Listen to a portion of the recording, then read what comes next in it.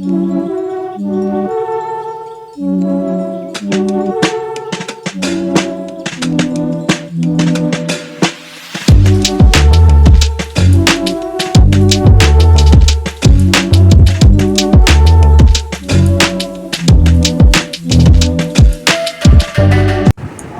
Everyone, welcome to simple mindful moments. আমি সুদেশনা। কেমন আছো তোমরা সবাই? আমরাও ভালোই আছি।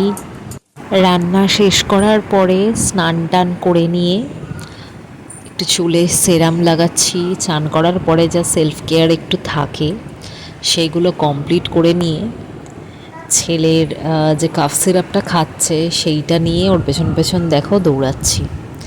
এদিকে আয় ওষুধ খাবি, এদিকে আয় ওষুধ খাবি, খালি করতেই থাকি জানো। আর সে দৌড়ে বেড়ায়।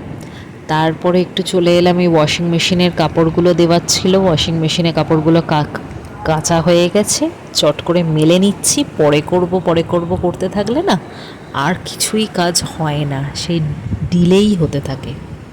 বিকেলবেলার টাইমটা সত্যি খুব ভালো লাগে। একটা জানো তো নতুন গাছ এনেছি, ওই দিনকার গোগলকে স্কুল থেকে আনছিলাম, তখন খুব ইচ্ছা ছিল কদিন ধরে টগর ফুলের গাছ কেনা। টগর ফুলের গাছটা এই যে গ্রো ব্যাগে যেটা রাখা, এটা টগর ফুলের গাছটা।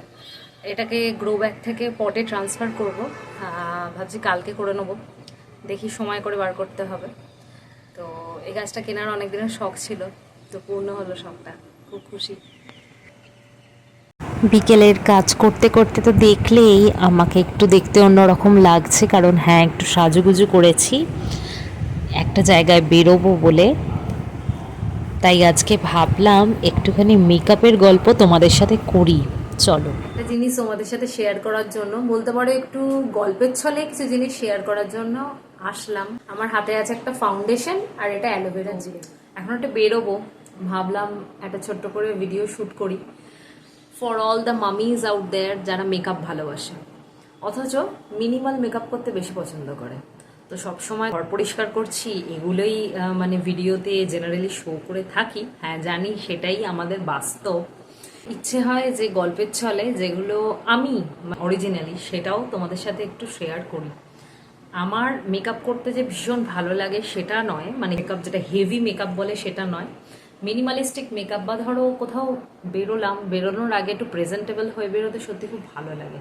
মানে ধরো একটা কুর্তি পরেছি গ্রের ওপর, ধরো হোয়াইট জিন্সটা, বা ধরো একটা স্ট্রেট প্যান্ট পরলাম, সেটা একটা আলাদাই কোনো কালারের পরলাম, সেরকম একদমই ভালো লাগে না আমার। নয় ব্ল্যাক চুজ করব, না হলে হোয়াইট চুজ করব বা বেজ চুজ করব, যেটা ধরো দুটো কালারের সাথে আরামসে নিউট্রালি যাবে।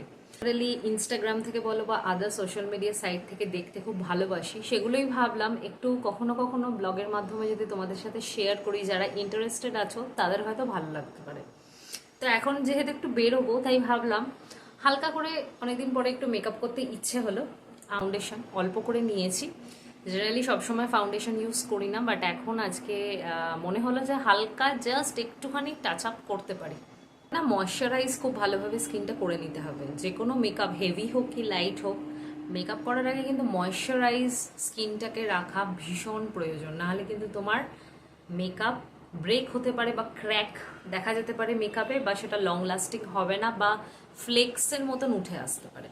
তো ভালো করে যার যে ময়শ্চারাইজার স্যুট করে সেটাই ইউজ করবে। আমি এখানে জেল নিয়েছি কারণ আমার জেল খুব স্যুট করে, তাও আবার অল্প পরিমাণে জেল, কিন্তু মানে খুব বেশি অ্যালোভেরা জেল বড় বা ট্রি জেল যেটা হয়, যে কোনো রকমের জেল বেস ময়শ্চারাইজারও যদি অ্যাপ্লাই করি সেটা খুব সামান্য, খুব বেশি ইউজ করলে কিন্তু অটোমেটিক সোয়েটিং হয়।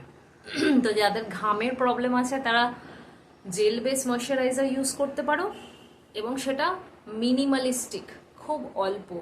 বিশেষ করে নাকের চারপাশ এই জায়গাগুলো, কপাল টি জোনটা ভালো করে লাগাবে, গালের এই পোর্শনগুলো হালকা হালকা ড্যাপ করো, কিন্তু এই পোর্শনগুলো একটু ভালোভাবে ময়শ্চারাইজ করে নিও। আর যদি আন্ডার আই ডার্ক সার্কেল খুব সিভিয়ার থেকে থাকে তারা কিন্তু যে কোনো ভালো ব্র্যান্ডের একটা কনসিলার ইউজ করতে পারো কনসিল করে নেওয়ার জন্য, ডার্ক স্পট যে কোনো যদি থাকে তাহলে।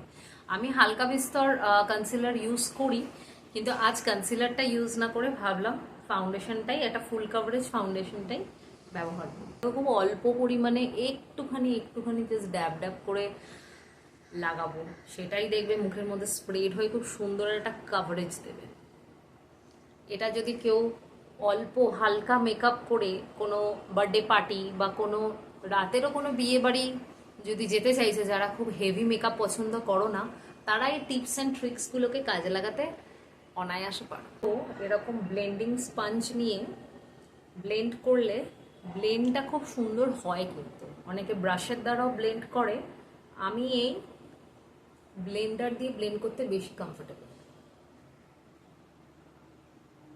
চলো ব্লেন্ড করে নিয়ে দেখাচ্ছি। তারপর তো ব্লেন্ড করা কিন্তু ডান, ভালো করে কিন্তু ব্লেন্ড করে নিয়েছি। এরপর মেকআপটা সেট করার জন্য একটা ভালো ব্র্যান্ডের ফেস পাউডার নিতে পারো।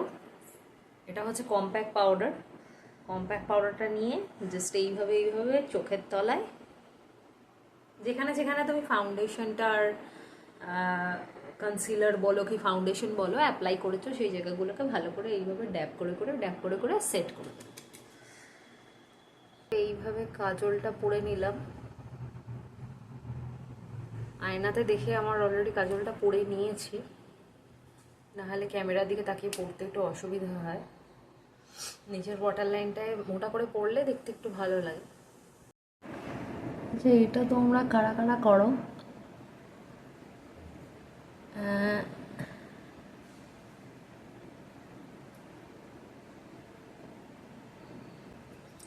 আইস করতে করতে বা মেকআপ করতে করতে চোখে পড়ে আইব্রোসটা করা নেই বা আদার্স আর কিছু করা নেই। আমার প্রচণ্ড পরিমাণে এটা মনে হচ্ছে যে আইব্রোসটা কীভাবে বেড়ে গেছে, এই জায়গাগুলো গ্রোথ হয়ে গেছে, এটা করতে হবে। লিপ লাইনার পরে না এখানটা স্প্রেড করে দেবে, তাহলে হার্ড লাইনগুলো দেখা যাবে না। হার্ড লাইন বলতে যে লিপ লাইনারের দাগগুলো, যে লিপ লাইনার করেছো ন্যাচারালি লাগবে, যদি এরম করো ন্যাচারাল লাগবে।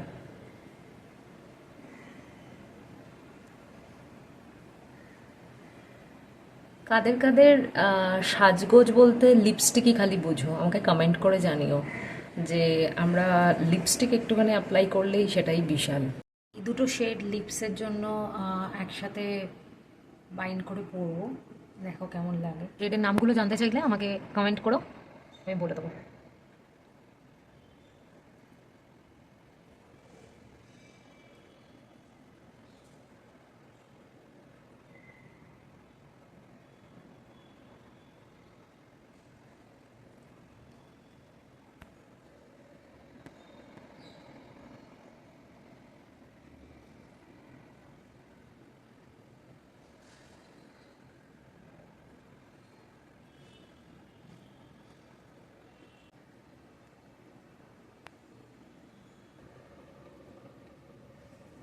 কেমন লাগছে বলো অল ওভার লুকটা?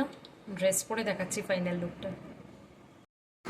একটা হোয়াইট এমব্রয়ডার্ড কুর্তি পরেছি, তার সাথে একটা মুক্তোর হার আর অক্সিডাইজের একটা ইয়াররিং পরলাম, একটু ঝোলা ইয়াররিং।